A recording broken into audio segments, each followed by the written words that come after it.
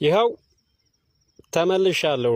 ሰዎች እንግዲህ በስክሪኔ ላይ የምትመለከቷት ይች ተክል አርማጉሳ፣ ጡት አስጥል፣ አቆራራጭ፣ የውጊት የሚባል በርከት ያሉ ስሞች አሏት። እንደየአካባቢውም በብዙ ስም ነው የምትጠራው።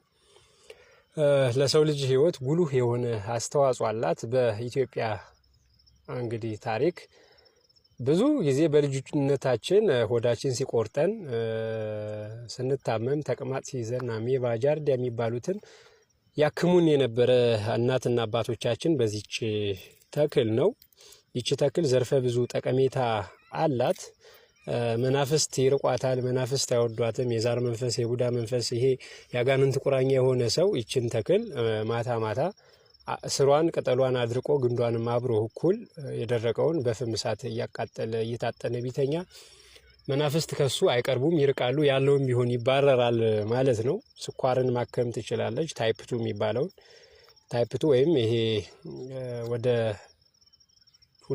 ወደ ታይፕቱ ያልተሻገረውን ስኳሮች 3 አይነት ነው ብያችኋለሁ ከዚህ በፊት። ያንን በሰፊ ማብራሪያ እመጣበታለሁ። ነገ ግን ልጆቻችሁ የተለያየ ችግር ገጥሟቸዋል፣ አይነሰብ የምንለው የቡዳ መንፈስ አርፎባቸዋል፣ ቡዳ በልቷቸዋል ስትሉ ይችን ተክል ካለችበት ወስዳችሁ ብታጨሱባት ይለቃል ማለት ነው።